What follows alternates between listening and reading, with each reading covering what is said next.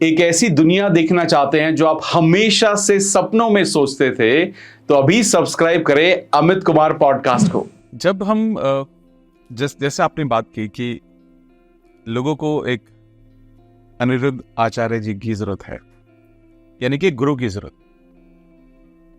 लेकिन कुछ लोग गुरु के अभाव में जीवन बिताते हैं। उन्हें लगता है कि गुरु का मतलब है मेरे इतने निकट होना, मेरे को रोज मिलना, समझाना, बताना।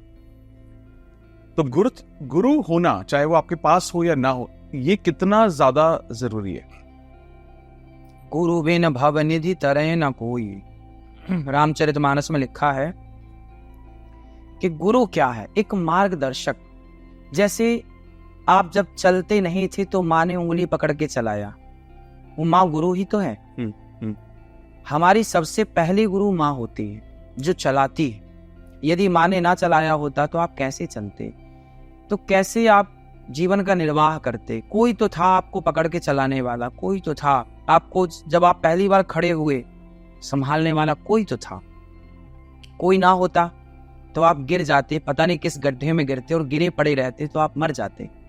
कोई तो था उस गड्ढे से निकालने वाला, कोई तो था जब आप छोटे थे तो आप मलमूत्र करते थे पर आप साफ नहीं कर सकते थे। कोई तो था ना आपकी साफ सफाई करने वाला, मालिश करने वाला। आप रोते थे तो दूध पिलाने वाला कोई था। वो माँ है।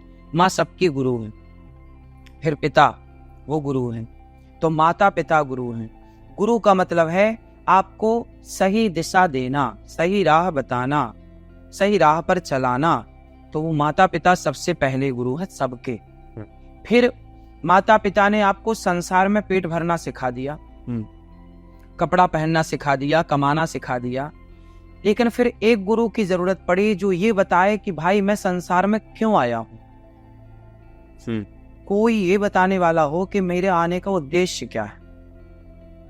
तो जो ये उद्देश्य बताता है कि आप क्यों आए हैं, आपका हेतु क्या है, कारण क्या है, तो जो ये बताता है वो परम गुरु है, जो ईश्वर से कनेक्ट करता है कि बेटा जब तू माँ के पेट में नहीं था, माँ के पेट के पहले तू जहां था वो ईश्वर की गोद में था, अब तुझे उसकी गोद में पुनः चलना है।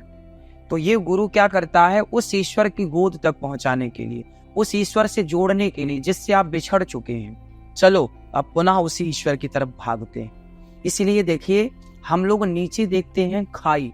आप जंगल जाओ, खाई को देखो, पहाड़ पे खड़े होकर नीचे देखो, डर लगता है ना? नेचुरल है, सबके साथ होता है। लेकिन आप ऊपर देखो तो डर नहीं लगता। आकाश को देखोगे आप डर, जबकि आकाश तो खाई से ऊंचा है। बिल्कुल। खाई यदि आधा किलोमीटर की है तो ये तो लाखों किलोमीटर का है। तो ऊपर देख के डर क्यों नहीं लग रहा है? नीचे देख के डर क्यों लग रहा है? क्योंकि जो हमारा, देखो, कोई भी पत्थर आप फेंकेंगे ऊपर, जमीन पे आके गिरता है, क्योंकि आपने पढ़ा होगा गुरुत्वाकर्षण का सिद्धांत जी। पर केवल गुरुत्वाकर्षण का सिद्धांत है ये बात कह के हम मान लें? नहीं। एक बात और, जो चीज ऊपर से नीचे गिरती है वो इसलिए नीचे गिरती है क्योंकि गुरुत्वाकर्षण तो सिद्धांत अपनी जगह काम कर रहा है। दूसरा कारण भी है। दूसरा कारण ये है कि जो चीज ऊपर से नीचे गिर रही है वो इसलिए गिर रही है क्योंकि वो पृथ्वी का ही अंश है, पृथ्वी का ही हिस्सा है। और पृथ्वी हर चीज को अपनी ओर खींचती है। जैसे पत्थर है, ये पृथ्वी का ही तो हिस्सा है। तिनका है, ये पृथ्वी का ही तो हिस्सा है। हर चीज पृथ्वी से बनती है। हमारे शरीर में भी 5 तत्व है, एक पृथ्वी तत्व है। तो हम भी ऊपर से नीचे आते हैं क्योंकि अंशी जो है, अंश को अपनी ओर, एक होता है अंशी, पृथ्वी हो गई अंशी, पृथ्वी हो गई अंशी, और ये वस्तु हो गया अंश। अब ये लकड़ी है, ये किसका अंश है? पृथ्वी का अंश है। सारी लकड़ी पृथ्वी पे ही है, तो ये हो गया अंश, पृथ्वी हो गई अंशी।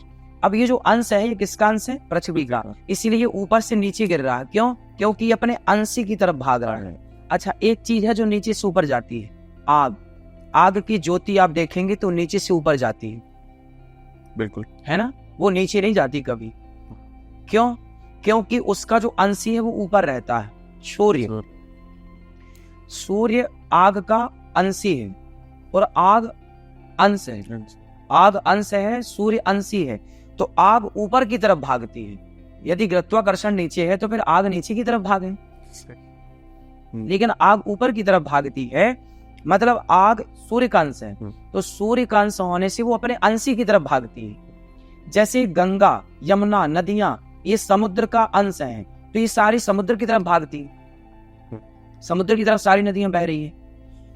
उसी तरह हम नीचे देखते हैं तो डर लगता है, ऊपर देखते हैं तो डर नहीं लगता, क्योंकि हम ईश्वर के अंश हैं और हमारा जो अंशी है वो ईश्वर ऊपर रहता है। तो जब ऊपर रहता है तो हम भी ऊपर को देख के प्रसन्न होते हैं कि हम अंशी को देख रहे हैं। इसलिए नीचे देखने से डर लगता है, क्योंकि हमारा अंशी ऊपर है और नीचे नरक है, तो नरक को देखने से डर लगता है। आत्मा कांप जाती है, नीचे नीचे नहीं जाना, ऊपर चलना है। इसलिए हम अंश हैं ईश्वर के और हमारा अंशी रहता है ऊपर। तो आत्मा उस ईश्वर से मिलने के लिए बेताब है। जैसे एक बच्चा माँ का अंश है, बच्चा किसका अंश है? माँ का। तो बहुत सारी स्त्रियां बैठी होंगी ना, उनमें एक माँ बैठी है, और छोटे से बच्चे को दूर खड़ा किया जाए तो वो तुरंत अपनी माँ की तरफ भागेगा और किसी की तरफ नहीं जाएगा, क्योंकि वो अंश किसका है? माँ का। तो अपने अंशी की तरफ भागता, ये नेचुरल है। केवल गुरुत्वाकर्षण को हमने पढ़ा है, इस सिद्धांत को पढ़ना भूल गए। आज तक किसी की नजर इस सिद्धांत पे नहीं गई।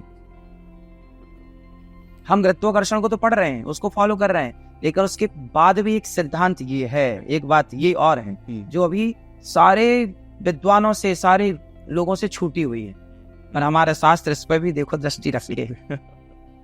क्योंकि हम भी बात करते हैं, जब बात करते हैं तो आकर्षण के नियम की बात करते हैं, तो मैं उससे ही समझ पाया कि जो अंशी है, अंश तो अंशी के पास जाएगा ही जाएगा।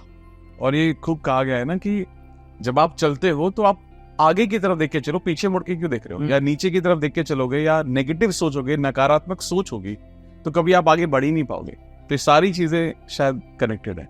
बिल्कुल। अगर आपको पॉडकास्ट की ये क्लिप बहुत अच्छी लगी तो आप यहाँ से इसके कंप्लीट पॉडकास्ट को भी देख सकते हैं। इसके साथ साथ आप अपना सपोर्ट बनाए रखें, चैनल को सब्सक्राइब जरूर कर दें। Thank you so much.